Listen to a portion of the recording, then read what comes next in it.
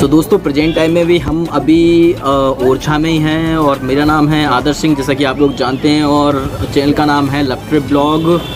राम मंदिर के दर्शन करने के बाद जो कि ओरछा में है, उसके बाद हम जा रहे हैं क्या नाम है ओरछा फोर्ट, यानी कि ओरछा का किला। वहाँ पर जाके देखते हैं। अभी हम लोग थोड़ा चाय वगैरह पी रहे हैं। ये लाइक एंड सब्सक्राइब कर देना मेरे मामा का चैनल। हाँ तो दोस्तों अब तो बच्ची ने भी बोल दिया आपसे लाइक और सब्सक्राइब कर देना चैनल को, तो प्लीज़ कर देना।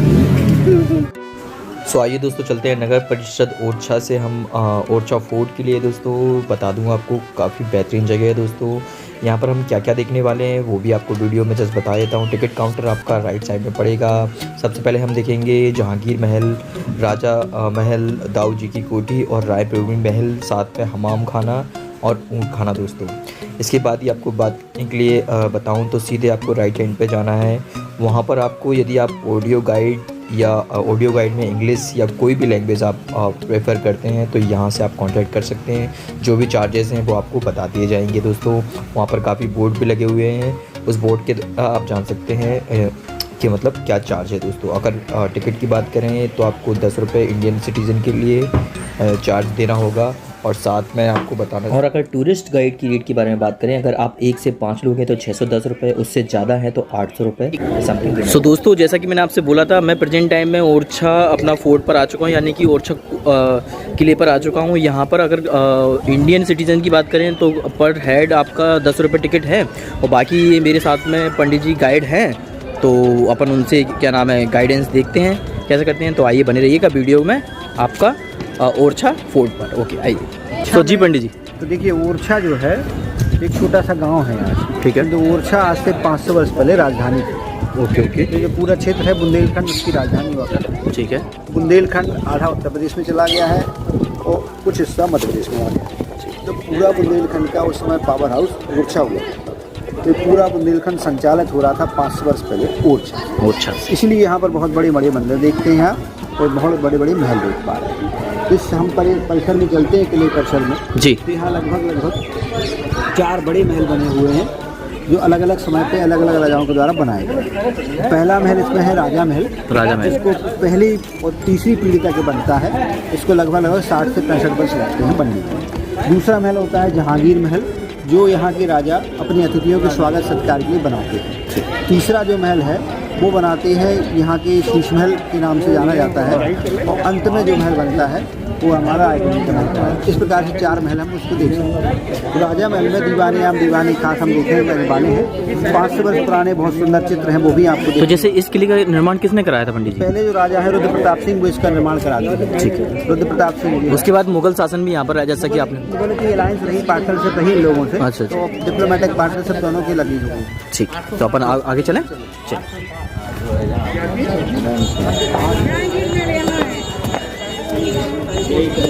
ये जैसे मुझे प्लास्टर दिखाई दे रहा है, तो ये प्लास्टर अभी है या फिर बाद में लगाया गया है? लाल वाला, हाँ, ये आपको नया है। तो ऊपर जो काला पीला देख रहे हैं ऊपर वाला, ये पुराना है। अच्छा, ये पुराना। इसमें कंजर्वेशन चलता रहा है अलग अलग समय पे।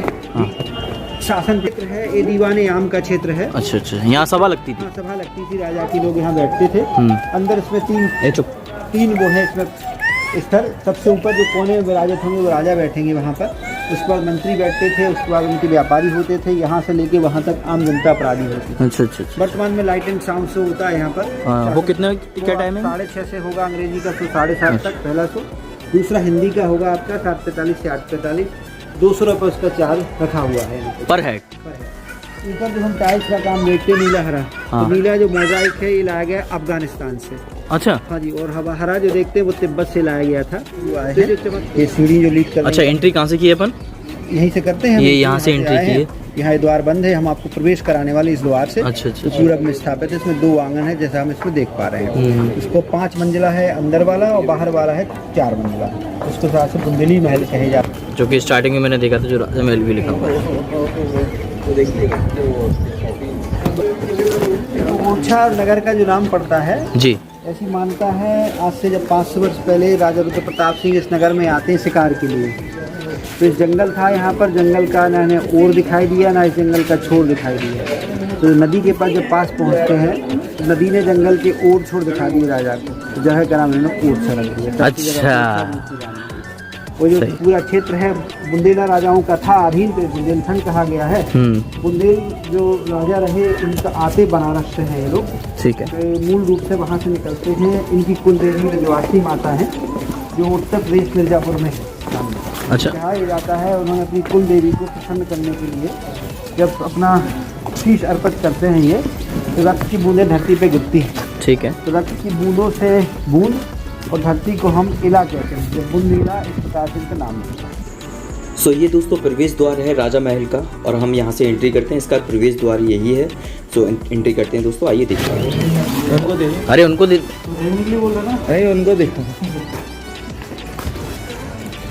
इस टिकट को रखिएगा संभाल के आप जी, क्योंकि अभी आपको जो दूसरा महल वहाँ काम आएगा, और नदी के पास जो छतरियाँ हैं हमारी जी, वहाँ भी एक काम आ जाएगा, तो आप इसको संभाल के। ओके ओके ओके, सही। तो जब भी आप किसी महल को देखने जाते हैं, किसी भी राजपूत महल को, ठीक है, तो आपके द्वार के सामने दीवार लगेगी, आपको ध्यान रखिएगा।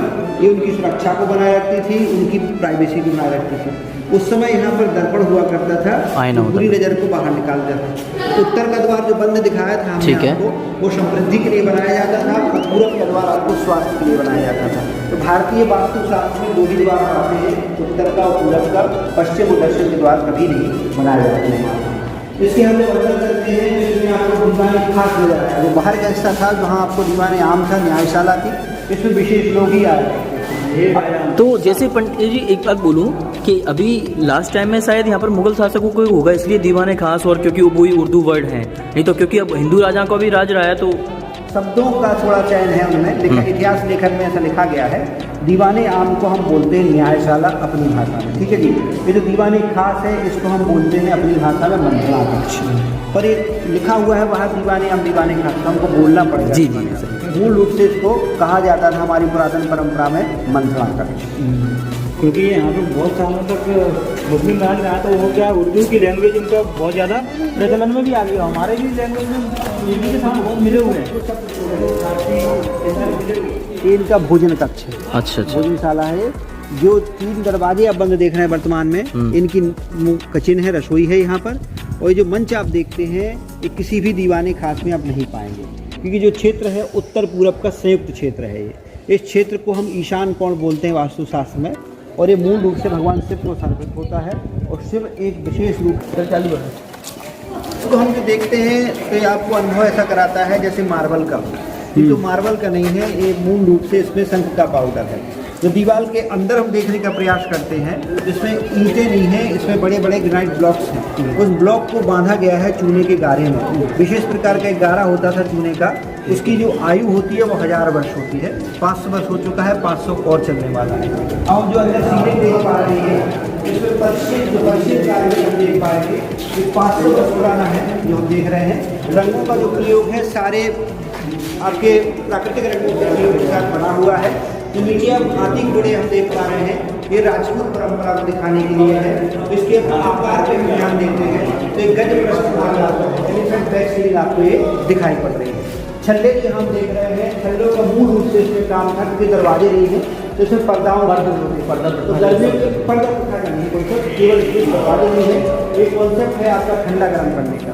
तो गर्मी में जब गर्मी होगी तो इसमें जो पर्दा होगी वो होगी खस वाली पर्दा, और सर्दी में जब सर्दी होगी तो इसमें कंबल वाली पर्दाओं से ढका जाता था। इसके पश्चात एक नीचे फुब्बारा था, गर्मियों में चलता था और ठंडे करने के लिए।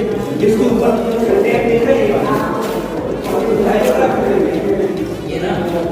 ठीक है जी, ये छल्ले हैं, ऐसे छल्ले वहाँ भी हैं। तो वहाँ से बहुत बड़ा पंखा लगता रहता था, ये पंखा लगता रहता था यहाँ पे, हाथ से चलने वाला पंखा यहाँ लगता रहता था, तो चलता था इसको ठंडा करने के लिए आपका। अब यहाँ के जो राजा थे विशेष रूप से वो कृष्ण के भक्त थे, और रानी जो थी वो राम भक्त। तो यहाँ जो चित्र हम देखेंगे, एक चित्रकार के लिए बड़ी समस्या थी, क्योंकि जो राजा थे वो कृष्ण में ही विष्णु देख रहे थे, और रानी अपने राम में विष्णु देख रहे थे। तो आप विष्णु को राम में कैसे समाहित करेंगे, तो बहुत मुश्किल काम है। तो यहाँ के चित्रकार ने वो किया है, एक सुंदर से चित्र बनाया है। ये जो हम चित्र देख पाएंगे, अरे हम प्रथम दृष्टि इस पर डालते हैं तो आपको हाँ विष्णु लगते हैं, किंतु विष्णु नहीं है ये। हाँ, जो भगवान श्री राम शेषनाग पे लेटते हैं हमेशा विष्णु, आप जानते हैं जो भी आपने इनकी मूर्तियाँ देखी होंगी। किंतु चित्रकार ने शेषनाग को लिया विष्णु का, और जो लेटाए गए हैं उसमें राम। हाँ, क्योंकि राम जो होते हैं वो हमेशा सीधे खड़े होते हैं, सीधे ही लेटते हैं, और विष्णु जो होते हैं उनका एक सिरहाना हाथ में होता है, कमर थोड़ी टेढ़ी होती है और पैर कहीं और ऊपर नीचे होते हैं। तो देखिए सीधे जो देवता है ये भगवान राम है, जो उन्होंने एक सुंदर चित्र का चित्रण किया है। विष्णु और राम को समेटने के रानी को एक तरीके से भाव दे दिया। अंदर एक चित्र आएगा जहाँ पर 4 भुजाएं दी है कृष्ण की, फिर विष्णु जो होते हैं वो 4 भुजाओं के होते हैं। तो अंदर चल के आपको चित्र दिखा रहे हो, जो हम तो देख रहे हैं पत्थर के अर्धचंद्राकार छल्ले ऊपर देख रहे हैं आप, ये भाई मसाल लगाने के लिए थे ताकि इसको रात्रि में प्रकाशित किया जा सके। तो ये राजा जो थे वैष्णव थे, तो विष्णु के चित्र मिलेंगे आपको। मूल रूप से विष्णु के 10 अवतारों का दर्शन करेंगे आप। इस कक्ष में जो कक्ष क्रमांक 7, इसमें ही विष्णु के अवतार उतारे गए हैं, और कक्ष क्रमांक 8 में विष्णु के अवतार उतारे गए हैं।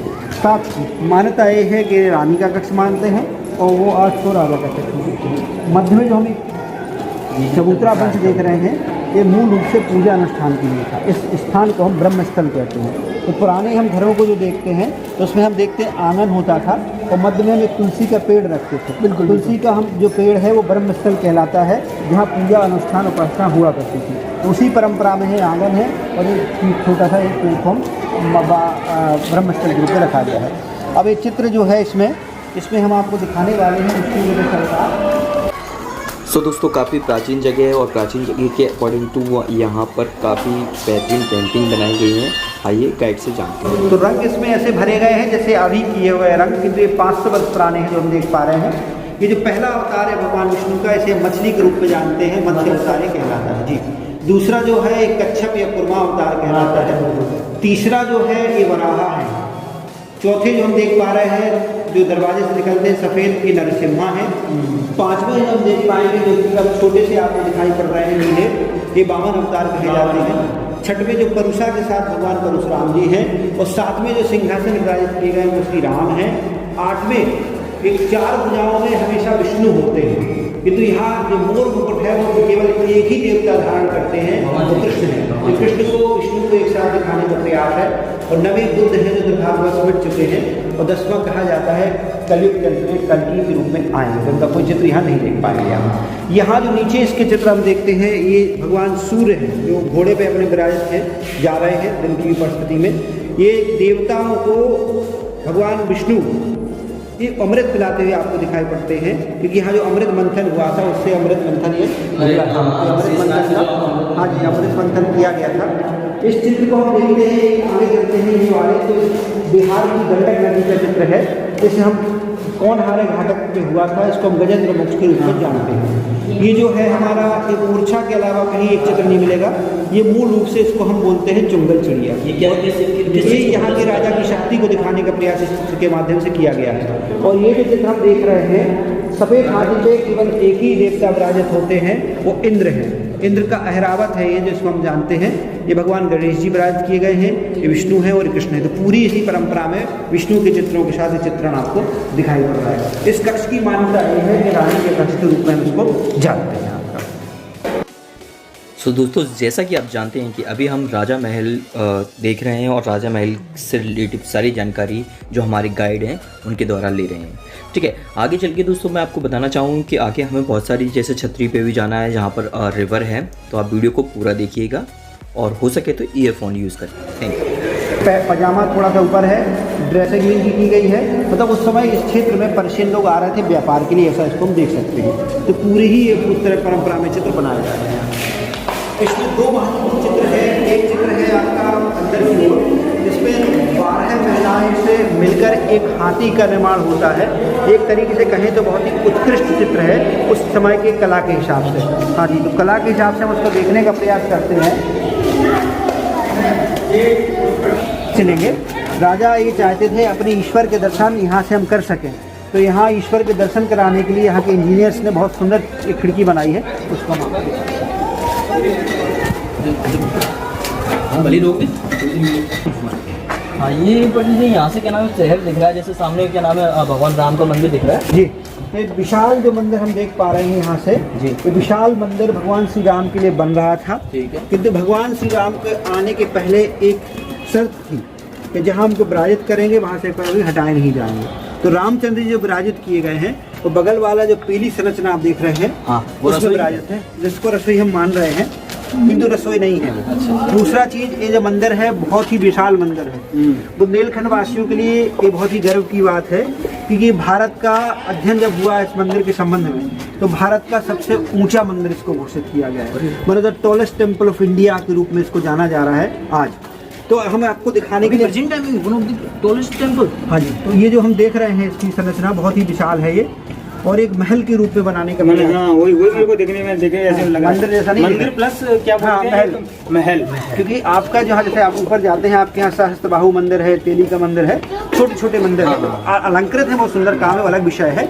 किंतु ये जो इसकी बनावट है, क्योंकि राम जी को राजा के रूप में पूजना था, तो वो राजा कहाँ रहेंगे, राजा के महल में रहेंगे, राजा तो महल में और मंदिर भी चाहिए, तो महल और मंदिर को मिश्रण, दोनों को मिश्रण करके इस हिसाब से सुंदर सा महल तैयार था या मंदिर तैयार था जो किया गया। वैसे अब हम जनरली क्या करते हैं, अपना घर तो हम बड़ा बनाते हैं और भगवान का घर हम छोटा बना देते हैं। तो राजा का भाव था कि जैसे घर में हम जिस तरीके घर में अपने रह रहे हैं, उसी तरीके से हम अपने भगवान को विराजित करेंगे, इसलिए विशाल मंदिर की आधारशिला रखी गई थी। अब हम ये भाव एक और था राजा का कि हम अपने महल से ही दर्शन करेंगे, तो वो खिड़की बनाई गई है, यहाँ से नहीं होगा वो गर्भगृह। भारत में शायद ही ऐसा कोई स्थान हो जहाँ पर गर्भगृह आपको किसी महल से दिख रहा हो, शायद ही कोई स्थान पर यहाँ पर दिखता है। लेकिन एक और प्रश्न,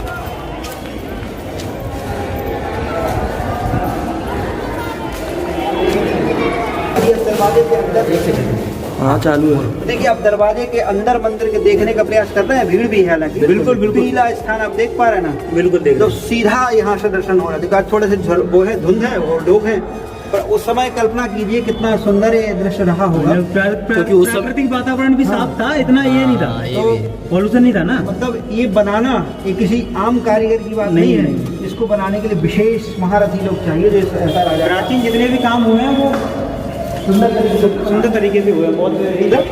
तो ये जो हम यहाँ अभी आरती हो रही है, यहाँ पर राम जी विराजित है।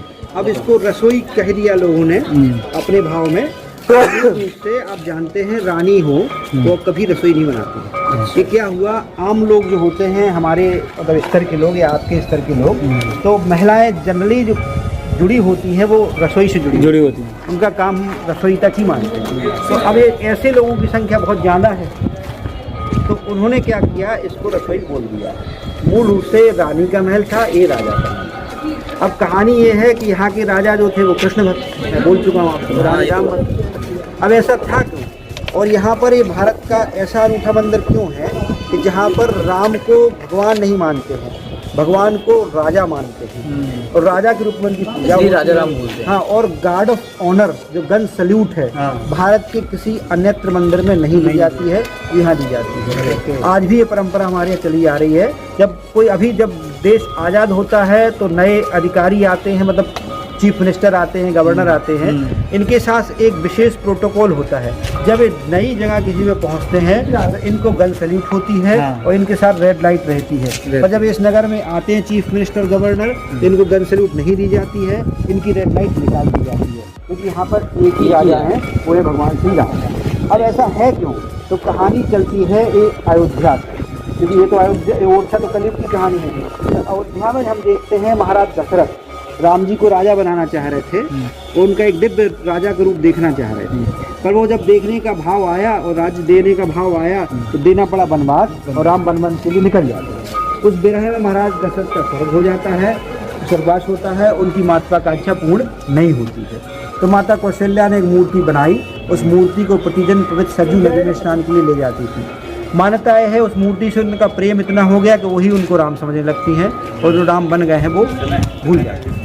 तो अब क्या हुआ, दासियों ने उनसे झूठ बोला 13 वर्ष बाद घाट पे कि आपके राम आ गए हैं महल में और आप इस मूर्ति के साथ समय व्यतीत कर रहे हो। जब राम की सूचना उनके कान में पड़ी तो उस मूर्ति को वहीं छोड़ा घाट पे, और राम से मिलने पहुंच गए वो महल में। जब पहुंचती हैं तो राम को नहीं मिलते हैं, क्योंकि राम को लौटना था 14 वर्ष बाद, ना कि 13 वर्ष बाद। जो मूर्ति से वो प्रेम कर रही थी वो भी पानी में विलीन हो जाती है। तो अब क्या हुआ, उस मूर्ति जब चली गई, घाट के पास जब पहुंची तो मूर्ति भी नहीं मिली, तो उनकी आंखों से अश्रु आने लगते हैं। तो राम उसी क्षण प्रकट होते हैं और वचन देते हैं, जब कलयुग आएगा तो आप पुनः आएंगी और वहाँ आप दोनों हमें राजा बना पाएंगे। इसी कारण से यहाँ की रानी जो हैं वो माता कौशल्या के अवतार हैं, और जो महाराज हैं मधुकर साय वो महाराज दशरथ के अवतार माने गए हैं। पर भाव की दृष्टि से कृष्ण भक्त राम भक्त हो गए। तो राजा की यात्रा मथुरा होती थी क्योंकि वो उनके इष्ट देव थे उस काल में। जब एक बार मथुरा पहुंचते हैं तो मथुरा का दरबार बंद मिलता है। राजा निराश होते हैं, बाहर बहुत भावपूर्ण गायन करते हैं। भगवान कृष्ण उस मंदिर से निकलते हैं और इनके साथ रासलीला का नृत्य करते हैं। तब देश देवता देखते हैं तो फूलों की वर्षा करते हैं। आज भी स्वर्ण फूल इनके परिवार के पास संरक्षित रखे हुए हैं टीकमगढ़ में। अब इस भाव के साथ और इस अनुभूति के साथ राजा वापस लौटे। अपनी पत्नी से बोलते हैं, आप बहुत अयोध्या जाती हो, बहुत भजन करती हो, कभी आपको राम दिखते भी नहीं हैं, एक बार मथुरा चलिए, भाव देखिए, आप अपने भूल जाएंगे अयोध्या को। रानी की आस्था राम में थी तो उन्होंने राजा को मना कर दिया। राजा को बहुत पीड़ा हुई कि हमारे ईश्वर का अपमान हो रहा है, तो उन्होंने रानी को चेताया कि अब आपको अयोध्या जाना है तो बहुत प्रसन्नता से जाइए, क्योंकि वापस आएंगी तो मात्र एक वचन, अपने राम के साथ ही इस नगर में लौटेंगी, अन्यथा आप नहीं लौटेंगे इस नगर में। अब रानी पहुंच गई राम को लेने के लिए। सौभाग्य से उसी घाट पे जहाँ उस काली मूर्ति खोई थी वहाँ वो तपस्या प्रारंभ करती हैं। फिर भी राम प्रकट नहीं होते हैं, उनका शरीर धीरे धीरे नष्ट होने लगता है। तब इतना नष्ट हो गया कि चलने भी आसक्ति हुई। तो फिर उन्होंने अंतिम प्रयास किया कि इस शरीर को नष्ट किया जाए, क्योंकि अब कलंक हो रहा है हमारे ऊपर। तो जैसे ही वो समाधि के लिए इस पवित्र सरयू नदी में कूदती हैं तो उस काल में जो उनकी मूर्ति खोई थी वो दर्शन देती है। तो जो मूर्ति आप दर्शन करते हैं उसी काल की है, इसलिए इसमें बड़ी ऊर्जा है, इसलिए लोग इतनी आस्था से जुड़े हुए इस मंदिर से। दूसरा वचन रहा, पहला वचन उन्होंने आने से पहले लिया कि यात्रा पैदल होगी और विशेष नक्षत्र में होगी। दूसरा वचन जहाँ हमको पहले विराजित करेंगे वहाँ से उठेंगे नहीं। तीसरा वचन एक ही राजा होंगे। तीनों वचन रानी ने दे दिए। यहाँ यात्रा चालू हुई तो 8 महीने 27 दिन लगे यहाँ पर पैदल लौटने में। अब उनको राजा को पत्र लिखा यहाँ से कि हमारे अब नए राजा के साथ अब आपका काम पूर्ण हो जाता है, अब समाप्त होता है। राजा ने जब पत्र पढ़ा तो उनमें लिखा था राम लौट रहे हैं राजा के रूप में, राम राजा के रूप में आ रहा है। तो उनको उस त्रेता की याद हुई और राम का भव्य स्वागत करने के लिए इस मंदिर का निर्माण प्रारंभ किया। अब इतना मंदिर इतना बड़ा है कि पूर्ण नहीं हुआ इसका काम, क्योंकि आज भी जो अयोध्या मंदिर बनने जा रहा है दिव्य और भव्य, उस मशीनरी है, सब कुछ है, आप जानते हैं, फिर भी उसको 4 वर्ष लग रहे हैं। उसको बहुत वर्ष लगे, 15 वर्ष बनने में। और राम पहुँच गए 8 महीने 27 दिन में।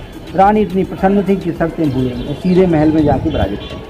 वहीं राम चिरस्थायी हो गए, तो वहाँ से राम को हटाया नहीं जा सका।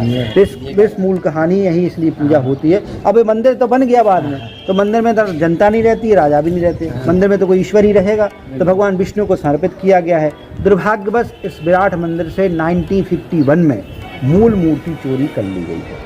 तो अभी जो हमने दर्शन किए थे, अभी तो आपको लाइट वहाँ जल रही है, तब दिख रहा है, उस समय तो लाइट थी नहीं, तो कैसे दिखेगा? दीपक की रोशनी में थोड़ी दिखने वाला है। तो मूर्ति ही महत्वपूर्ण थी, क्योंकि मूर्ति जो थी नीलम पत्थर की। नीलम पत्थर आप जानते हैं हीरे से भी ज़्यादा चमकता है और हीरे से भी ज़्यादा महंगा होता है वो, और वहाँ विराजित किए गए थे। यहाँ से वो दर्शन ये मूल कारण, ये कारण है कि मैं कल से यही सोच रहा हूँ कि मंदिर जो देखने में लग रहा है वो ये है, ये चीज़ है। और आज